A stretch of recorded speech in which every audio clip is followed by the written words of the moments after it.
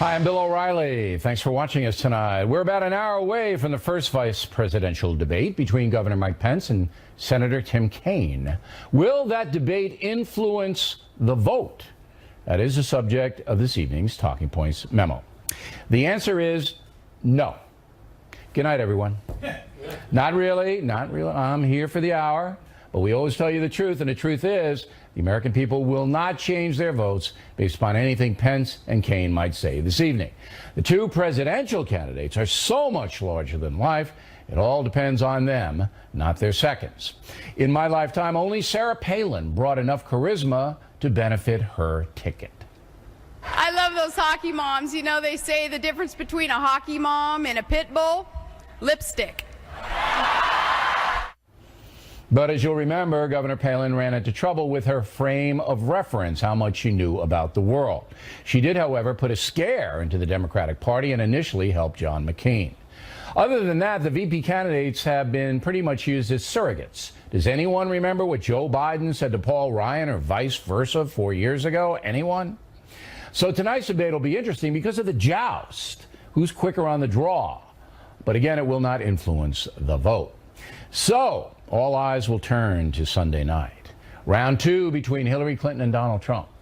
Polling this week, not good news for the Trump campaign. Many Americans apparently believing that Hillary Clinton won the first debate, and she has gained in most of the polling.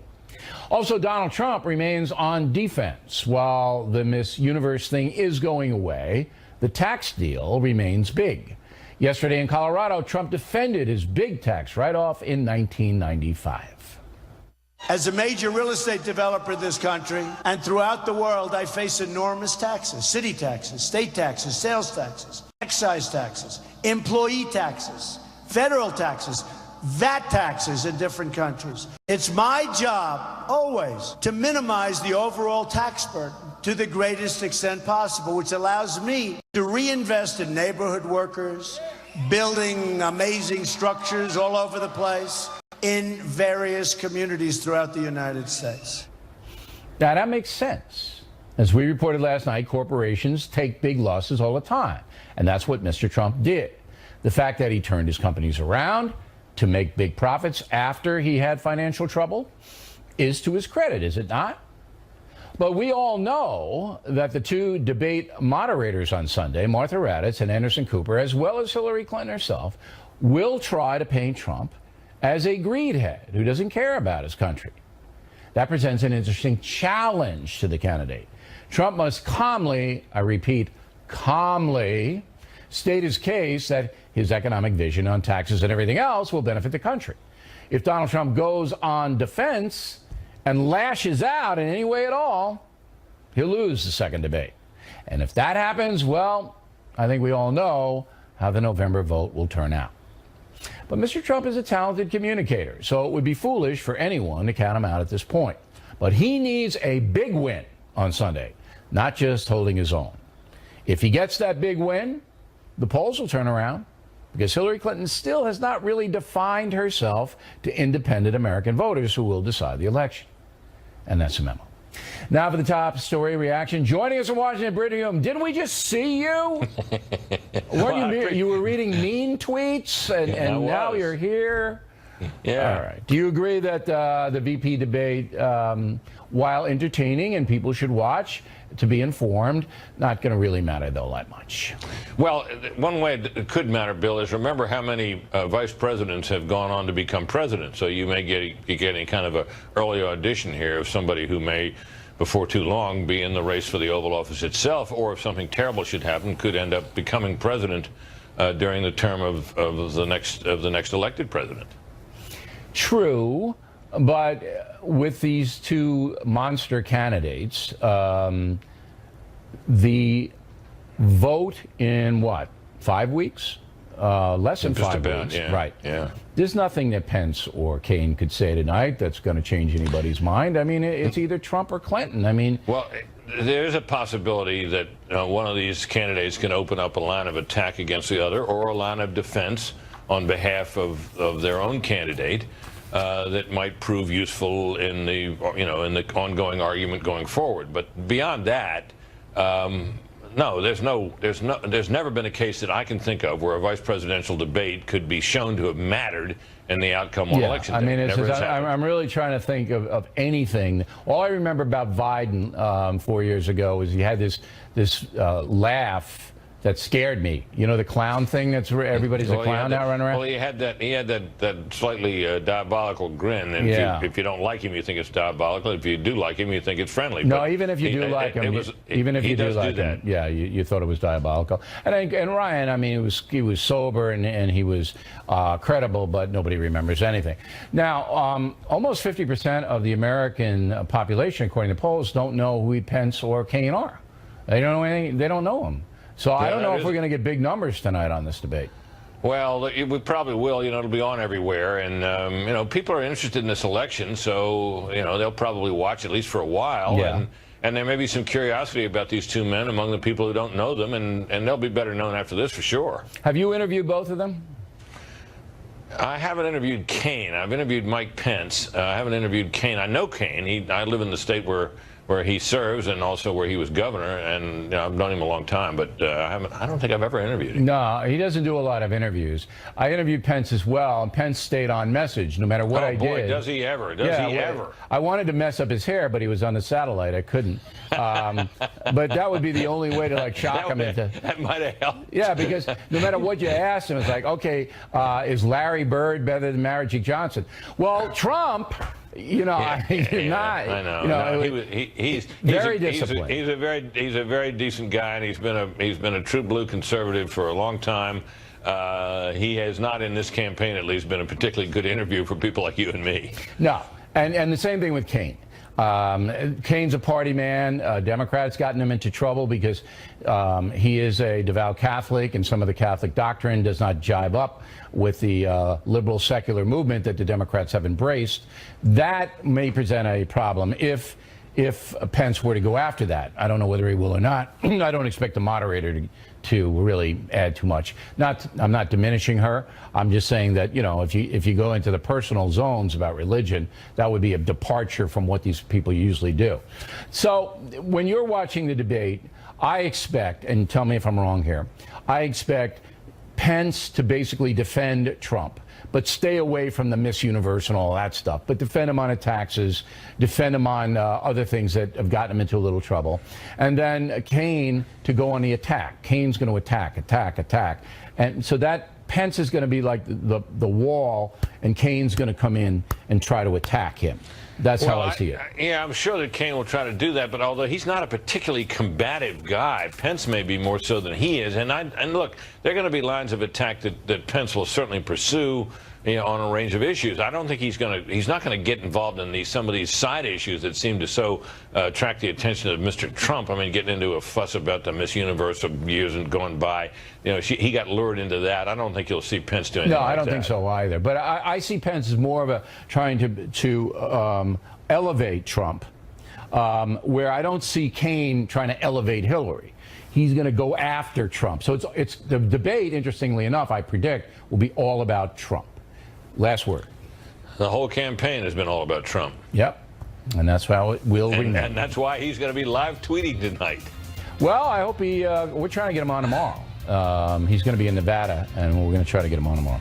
Britt, thank you as always. Next on the Rundown, Democrat Austin Goolsbee will reply to Britt and myself. Later, Gutfeld McGurk, also Juan and Lisa on the vice presidential debate. The Factor is coming right back. Continue now with our lead story. Donald Trump falling behind in the polls as the vice presidential debate is set to begin in less than an hour. Joining us now from Chicago, Austin Goolsbee. Okay, Professor, you heard Britt and me kicking it around. And I think that Governor Pence has a lot of credibility with the American people in both parties. Would you agree that Governor Pence has credibility?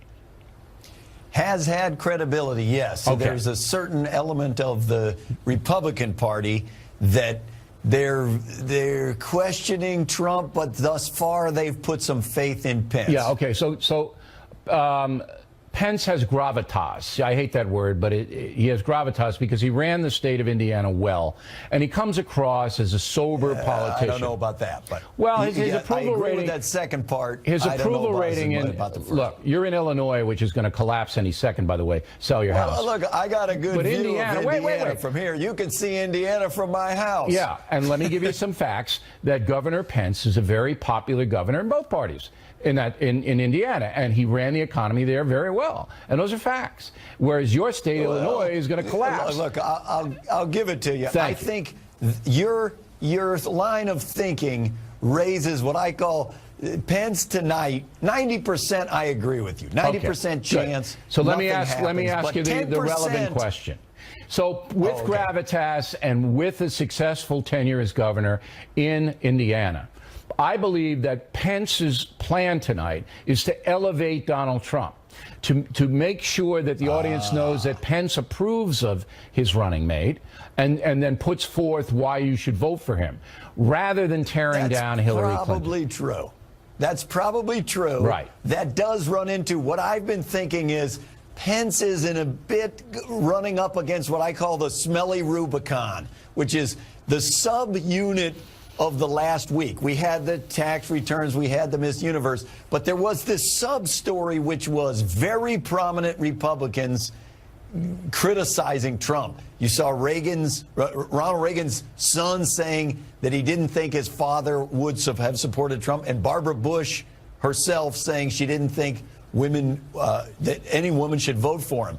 If Pence has to choose between backing up what Trump has said this past week to keep Trump happy and to elevate Trump, I think there's a danger that he alienates these traditional Republicans who have been upset at Trump. No, I don't know about that. And if he doesn't update him, then I think he's in trouble. I've interviewed Pence, and Hume agrees with me. He stays on message. He has his message. They've given him his message. This is what you're to do tonight, Governor. I think and no that'll matter what they alienate some throw of these at him, groups. he's going to come back there. So if you throw a Barbara Bush question, he's going to go, well, she's entitled to her opinion. She's mad at him because of Jeb, but here's what Trump will do.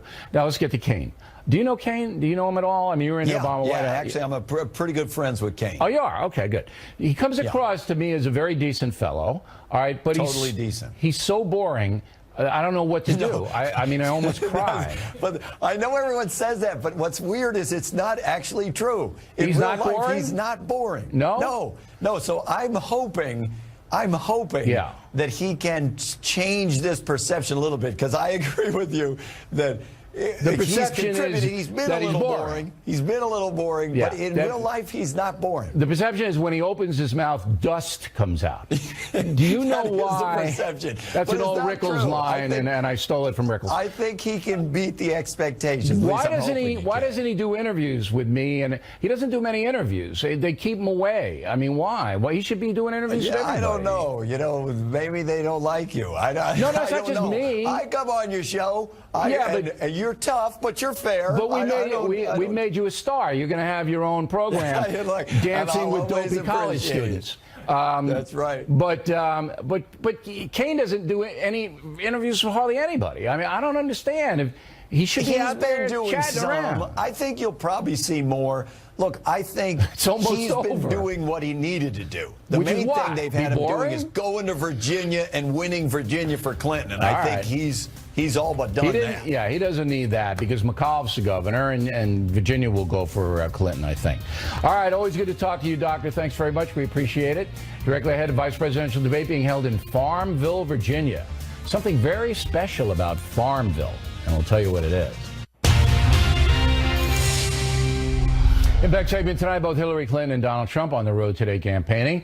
This while their seconds, Tim Kaine and Mike Pence, are resting up for the debate, which will begin shortly. The Clinton-Trump exposition today, more of the same.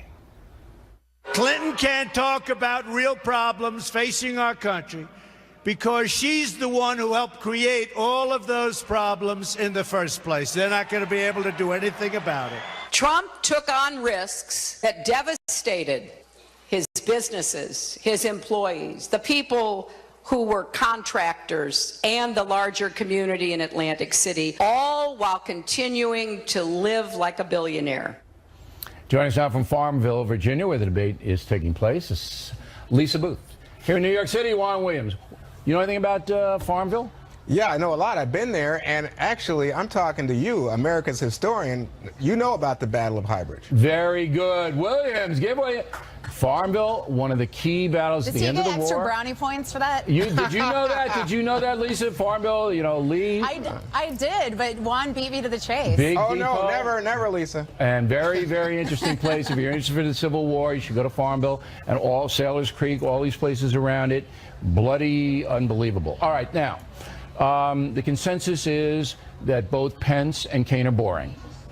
Yes? No, You think they're exciting guys? Well, no, I think they're exciting to certain constituencies. I think, for example, Kaine, we're talking about the Civil War. Yeah. And, if you think about a place like this, you understand race is a central factor. Civil War, in fact, if you go down there, that's one of the places where Brown v. Board of Education got started. So what does this have to do with Kaine being because boring? Because Kaine is not boring. He's not. He speaks Spanish. He has great relations. You can be boring if you speak Spanish. No, former mayor. Have you ever seen Jorge Ramos? Oh, no! I didn't mean it. What am I to do I with didn't mean I it. can't help you. I'm sorry. All right. But I'm all right. just You saying- say they're not working boring. No, overtime. Lisa, you're a little bit more exciting than Juan.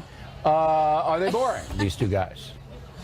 Yes, they are. And look, I believe, I agree with what you said earlier in the sense that this debate tonight is not going to move numbers. Gallup even did the research looking at 1978 to 2008, 8 different vice presidential debates, and found that it did nothing, or very little to nothing, to actually change voter preference.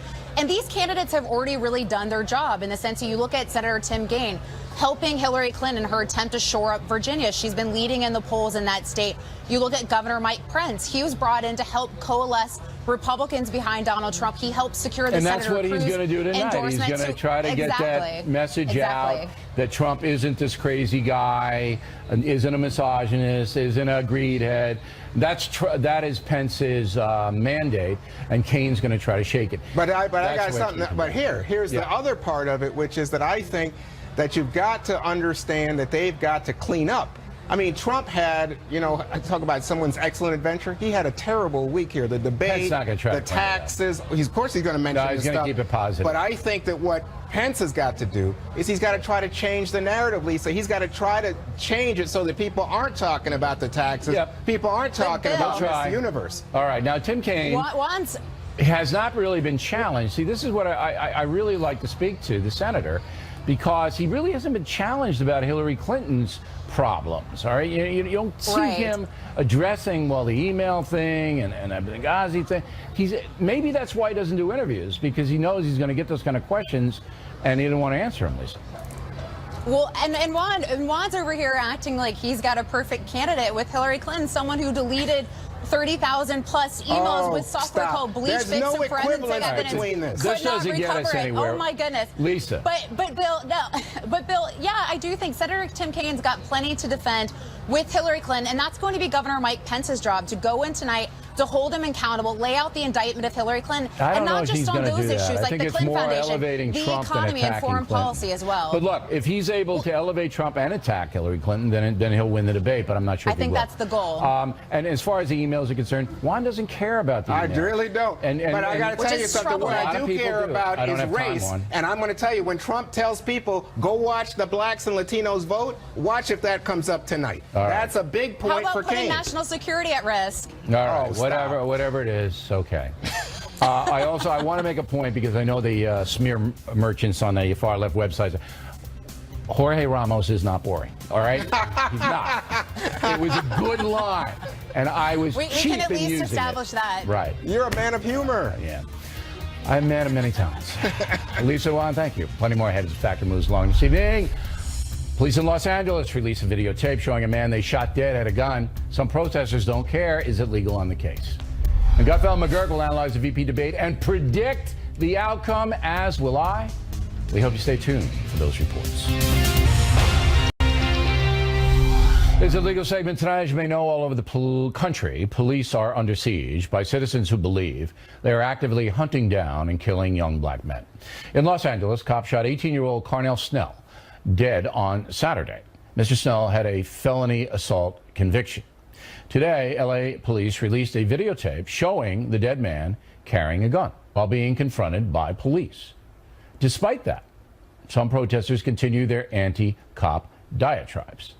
With us now, our Is It Legal duo, Kimberly Guilfoyle and Elise Wheel. Now, I've seen this, and also in Charlotte, they released all the video. Right. But again, it's inconclusive in Charlotte. You can't, we looked at it every which way. We cannot see whether the suspect who was shot dead in North Carolina actually was raising, or you can't. But this case, Clear. This case is clear. Guy had a gun, the guy turned to get police, and the police shot him dead. Why, in the face of incontrovertible evidence, and we're not talking about conspiracists who said, oh, the cops planted it, or we don't believe we're not talking about those people. There is a small segment of the American population doesn't care. No. If a police officer shoots a minority dead, then the police officer is wrong, no matter what the circumstance. Why? What is that mentality? I'm third generation federal prosecutor. My dad was an FBI agent. And I'll go back to my dad. Back in his generation, even then, it was the fuzz, bad cop. Back in my dad's generation, even FBI, there was a one-shot rule. The FBI, you gave them one shot at you, okay? And it was still, even in my dad's generation, the mistrust of the fuzz. The cops were bad. The cops were the bad people. Are you saying that the FBI, when your father was in the bureau, wouldn't shoot unless they shot at? It was a tacit rule. You gave them one shot. That's not the rule. I know. It's not the law. I mean, Right. it's not. Because was not she's saying the law. they would afford them that. Yes, however, that is exactly. not. If That's I'm a not the police law. officer and I see a guy with a gun and I've already Not told the the guy, law. hands up, drop it, Correct. and I see it, I'm shooting. I'm getting to you that back in that generation, even then there was this planted thing like just there's such an right, so anger. people- It's That was worse an now. unwritten rule. maybe. Exactly. That wasn't Unwritten the law. But and what it is isn't it? the law today? These protesters more. who always blame the police, no matter what the circumstance, is it based on they had a bad experience, so they're extending out? Is that what it is? Yeah, it's an overall perception that really has been perpetuated by the number of stories that have been put forth as well in the media that has pit cops against communities. And it doesn't matter if it's an African American police officer trying to defend himself and using deadly force that is legally warranted against an armed suspect that is a minority that actually has a weapon in their possession as well. They are still I going think to it's a protest personal and disrupt animus it. that many of these protesters have been roughed up by the cops themselves or disrespected, and they are anti-cop and they Right. don't want to hear any facts, and this is what it's all And that about. video is And it 45 goes seconds back from a over- nearby Right, store. and thank Well, God, that generation. as I said, it's only a small, Right. but they're there, It's see there. and they cause trouble. And this guy the media dropped sympathizes with them. Ugh. The media sympathizes with them. All right. Ridiculous. Makes Here's me topic so number mad. 2. Okay. It's October, that means Halloween, and clowns. All right, clowns are Right. now overrunning the United States. Clowns are everywhere. They're in your driveway, they're cutting your lawn, they're painting your house. Clowns, clowns, clowns. Okay? Painting my house. Now, Some you hire. kids hate clowns, generally speaking. They used to like them, but now they hate them, and that's because of the cheap horror movies where people dress up like clowns and they stab all the teenagers to death. Okay. In New Haven, This is an uplifting in New segment. Haven, Right. Connecticut, the school board there Yes. has banned clown costumes during the Halloween season and other symbols of terror. Yeah. The New Haven School Board says a clown costume is a symbol of terror. Guilfoyle. Right. Explain What? that to me. I don't have any weird clown costumes. I have others, but no one complains. Okay. Very good. Thank Okay, you. Guilfoyle. The point simply is Yes. they're upset. They've done this investigation on social media of Instagram accounts and reported sightings of clowns jumping out of bushes Everywhere. and doing things, Right. terrorizing everyone. So they said, basta, no Can they more. do that legally? They can up Can until they? a certain point, but like at school, if you want to wear a clown costume, you have to make sure that you're not being disruptive. But you can't just strip someone of Okay. their First Amendment freedom Well, of that- speech and expression Right. rights. That's what I want to get at. Isn't this biased against clowns? It's clown bias. All right. now? Yeah, clown bias. You can have clown bias. It's clown bias. You may be biased Yes. against clowns if those clowns are disrupting your school. But what if they're just a nice clown? Oh, well, nice clowns Yeah, are fine. but they're banning all the clowns. Well, no. Because they say, and this isn't, I'm not exaggerating. I know, it's true. Instrument of terror, the clown costume. Instrument of You terror. know Yeah, what? now that I gave think me the an idea. ACLU should take this up because I know. there's some nice Where's clowns the out ACLU there. defending the clowns? Well, they should Exactly. drop My goodness. the clown people on ISIS. All right? Oh my God. Yeah, parachute the clowns right into Guilfoyle, what Aleppo. are we gonna do? Radical Reilly here. Or clown not jihad. Aleppo, I know. Raqqa. No, Raqqa. Scare them. Leave Aleppo All right. alone, please. Wheel has another book. Wheel has written 18,000 books. I The only person on- don't think she sleeps. The only She person I writes heard that's more written than more Trump. books than me is Wheel. All right, Will, you have a new book out today. Yes. What is the book? The candidate. There it is right there. Oh. We've got a cable TV news reporter covering the two candidates in the last couple of months of the presidential campaign.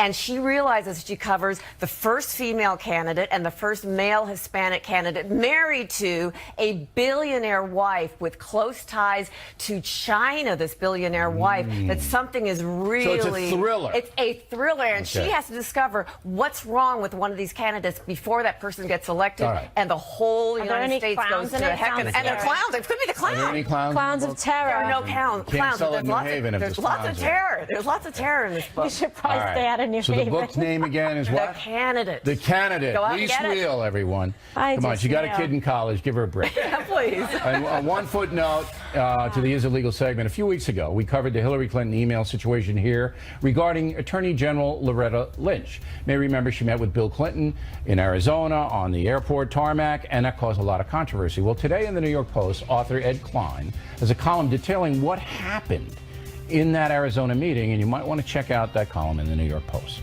Gutfeld and McGurk on deck. They will predict what will happen in a presidential debate. Then I'll wrap things up and make my own predictions moments away. Thanks for staying with us. I'm Bill O'Reilly. In the back of the book segment tonight, the VP debate, which will begin shortly after 9 Eastern Time, is, I don't know what it is. Here now to lend us their wisdom, Bernard McGurk and Greg Gutfeld. I don't want to be, look, I'm not trying to run these guys down. I think both of them, as I said, are decent men, Gutfeld. Yes. But I don't think that the Five is going to hire them to sit on the dais anytime soon. I think we're going to learn a lot from these men. They are the appealing spouse to the shocking candidate. As a drinker, I am aware of the phrase, a shot in a beer. Trump is a shot. Pence is the beer. He is to follow up the shocking thing that you feel from Trump. He's Shirley to Laverne, Bonnie to Clyde, Garfunkel to Simon, Barney to Fred, Fred to Ethel. Tell me to shut up. I have no idea what that means. Can I tell you an interesting fact about Mr. Pence? Sure. Yes. His favorite movie is Wizard of Oz, and he's against gay marriage. What does that mean? Fascinating. There was no gay marriage in The Wizard of Oz. Ah, never mind. Okay. Why do we have Gutfeld on? Well, listen, Judy Garland! Let me just predict this. Yes. I think we're going to start out with a note of bipartisanship. They're going to both express relief that America's unofficial First Lady, Kim Kardashian, is back on American terror firma, safe and sound after her traumatic experience. But no, actually, Pence is going to go after, he's going to attack Hillary Clinton. Well, let me stop you there. So I'm not so sure about that because Trump needs Pence's gravitas. He needs Pence to transfer some of that to Trump to stop the bleeding. So wouldn't you if you were advising the governor? So look, we can go after Hillary, but first we got to get the boss in a better spot. You got to reassure the country that he's not a Trump's not a wild-eyed screwball who hates factions. Or a greed head, or... But also, he's got to prosecute the case against Hillary on substance, I'm talking about. And Kaine, for his part, he's got a Johnny Cochran-like task to disprove the notion that she's a greedy crook and a liar, which is going to be difficult. So he will attack Trump. I think Kaine's just going to go after Trump, Gutfeld. And then try to be serious here for a moment. So you've got Kaine, right, who doesn't do interviews, so we don't know what his defense of Hillary Clinton is. So if I'm Pence, after I get through saying, look, my boss is got good programs, I'm a believer that he's going to help the country, then you pivot into, and look what we're running against here. How can you defend this, Senator Kaine? How can you defend that, Senator Kaine? That's the entire debate will be about defense. Kaine has to convince people she's not a crook. Pence has to convince everybody Trump is not impulsive. The problem is 40% of the population don't know who these guys are. Tim Kaine could go out and say that he is Mike Pence, and no one will know. That's true. No one will know. That's true. But also Kaine will hammer home the fact that the historic aspect of it, that she'll break the glass ceiling, be the first female president, and then Mike Pence will have to come back and say she's less Susan B. Anthony and more a rabid Camille Cosby, who rode her husband's coattails to get to where she is. I mean, he has to be partially an attack dog despite the nice guy image that he has. And if they start talking about themselves, about what they did in their respective states, they won't do that. Half the country will slip into a coma. Right. And it would be like watching a boxing match between Lou Dobbs and Karl Rove without the laughs. Nobody wants to see it. You're going to have a moderator. I don't know this woman very well. CBS correspondent, well regarded, has a very good reputation. A Latina. And you got to assume that, she's going to go after Pence about Trump statements and Miss Universe and all of these other things. But we already know that Pence has won because the GOP has already declared Mike Pence a winner. Have they before the debate even They began? posted a page declaring it, and it makes sense because Reince Priebus is actually Marty McFly from Back to the Future. He took the DeLorean and traveled 3 hours ahead to find out who won. All right, so both parties are going to say they won. That's what both parties always do. Right, so it was pre-written like an obituary. It was like an obituary. According to the polls this week, McGurk, and this is bad news because you're a Trump supporter. That's right.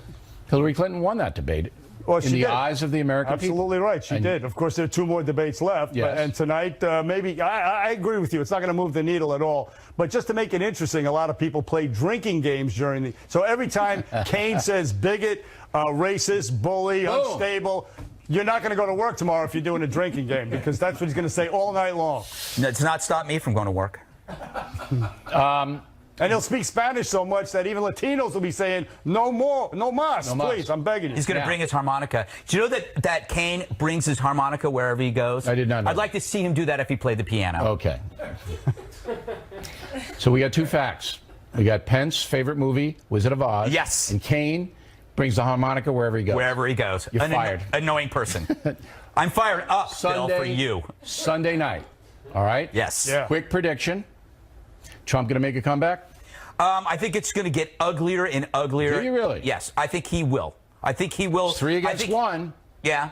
The 2 moderators and Hillary against him. And the crowd in the town hall. But yes, he goes back to Republican primary Trump. Yeah. And I think slash and burn? Slash and burn, but also funny and endearing to the American people. Endearing. I think so, yes. Because that's how see the endearing Donald Trump on Sunday night. With his slashing wit and his vicious attacks. Wow. Yes, I think that appeals to people. Okay. I'm going to say that Pence is going to win the debate tonight. That's my prediction because he's very solid on policy. Kane, I don't know. I just don't know the guy. He's been around forever. Suspense out of it. I think Pence will win the debate on points. He'll be very, very authoritative and methodical. Thank you, gentlemen. We appreciate that. And before we hand it over to our election team, a couple of factor notes. We'd like to remind you that there are a bunch of history quizzes on BillO'Reilly.com. Everybody can take those. All right, they're a lot of fun, and we hope you take a look.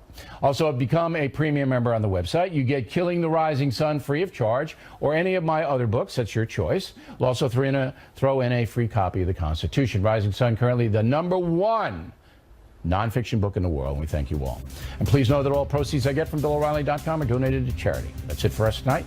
As always, thank you for watching The Factor. The vice presidential debate up next. I'm Bill O'Reilly. Please remember the spin stops here. We're looking out for you.